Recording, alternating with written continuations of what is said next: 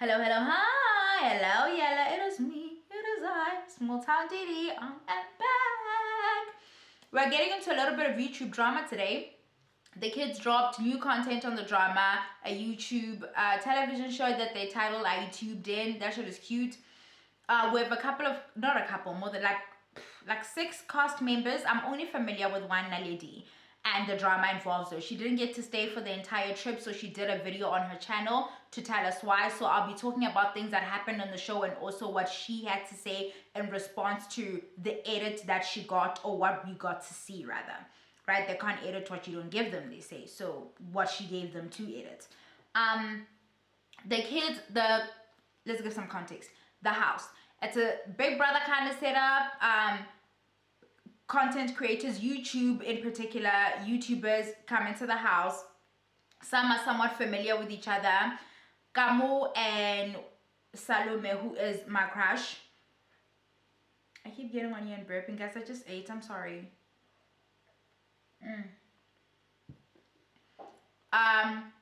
Kamulaka and Salome or Salome, I don't know how she says it. Nabo Mamulebe Salome are siblings. She's so pretty, that Salome. And then we have Zile and Tato Rampedu, who's actually producing this thing. They are the only guys that I see so far. We have a lovely sweet lady. Her name is Clarissa and Siam Tanda, and I hope I'm not forgetting anybody, but they're not in the drama. Like, it doesn't matter. We just have to know Kamu Naledi, Kamu Naledi. That's all you need to remember.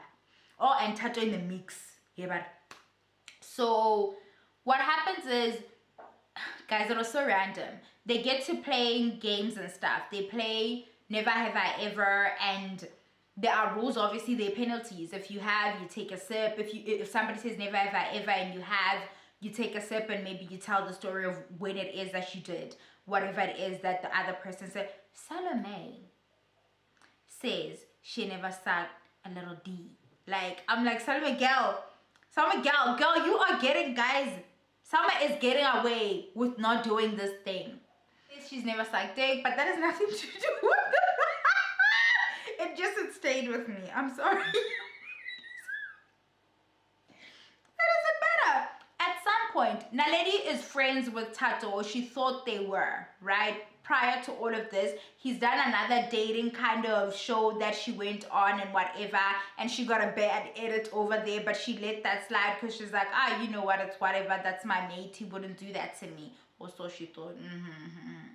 Okay. And then Kamu, in the middle even, turns around and says to Naledi, why are you looking at Tato like you want him, girl? When I tell you that Naledi and Tato give off the most like platonic energy, I would know. I've got too many guy mates. Like, I would know. And whenever people read it wrong, it's the most annoying thing, right? And then Naledi's like, Kamo, are you in love with Tato? Like, because girl, that's just so random. Mind you, the entire time, Kamo's sitting there, hands crossed, Miss Attitude 2022, can tell her shit. Like, not like being very standoffish in her body language when everybody's playing the games, clearly trying to find a moment to get into it with Naledi. And she goes into her confessional and say, yeah, Naledi thinks she's a star, blah, blah, blah. So she came in here with preconceived notions. And I'm like, Naledi, what did your so-called friend Tato do to diffuse any notions this Han may have had of him?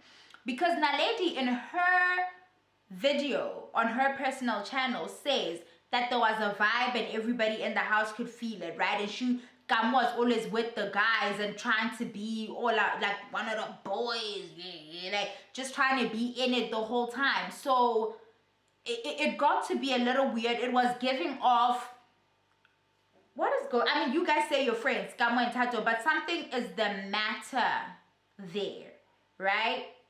Again, we're back here. We are back here having a conversation about how you guys continue to embarrass me when it comes to these fucking boys. Okay, there is no fixing you people when it comes to these men. I don't know what is wrong with you all. I don't want to know anymore. I just needed to stop. Okay, I don't want to know. Just stop.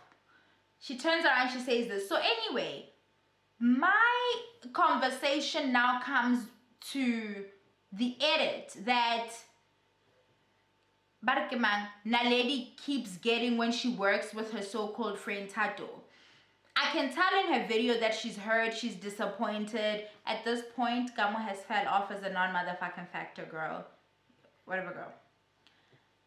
I now want to discuss Naledi's feelings and really in a grander picture, the relationships that us women have, the platonic relationships we have with people of the male gender.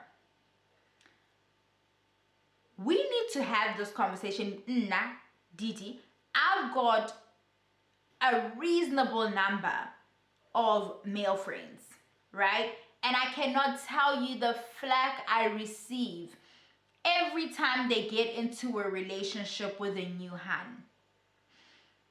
And the little to no protection that I get from my so-called friends when they get into these relationships with these women that they know won't be there 2 months down the line because they can't keep a woman.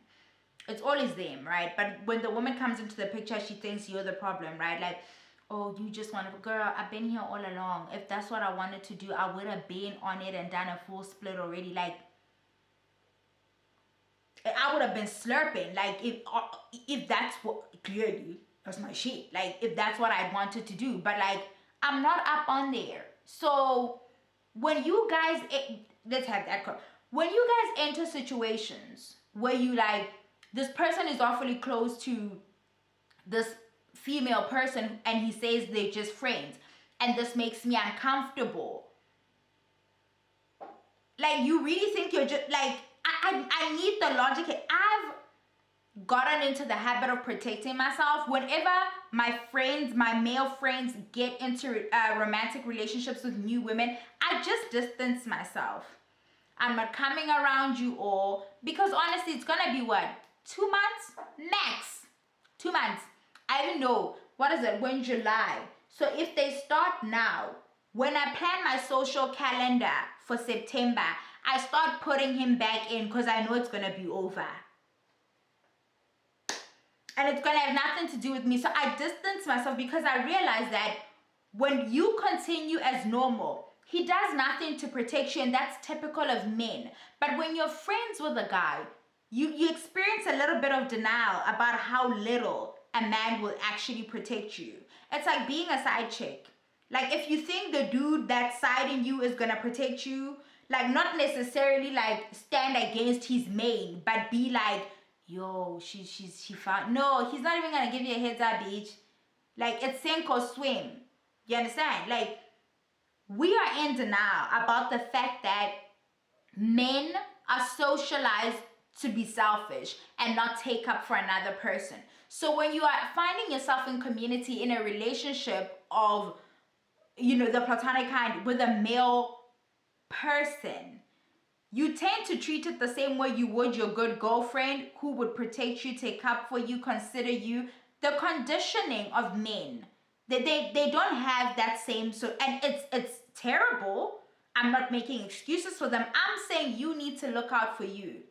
Tato damn sure did throw Naledi under the fucking bus the first time, and she made excuses for him because we so badly want to see the good in people, while he went and gave you a bad edit and made you a fucking monster. And he knows he can do that. He's aware he can do that because you, Naledi, have so publicly been open about what kind of person you used to be and how you're now past that, how you used to be volatile. So he knows that he gives you a bad edit. First of all, it was always gonna sit because you're a woman, right? The big bad woman, older woman or little bit older woman being mean to baby, come on, you know, that's what the narrative is looking like right now. Like, you're big-headed, you're talking about your subscriber count, but the truth of the matter is that girl poked at you. Were you meant to sit there and not poke back?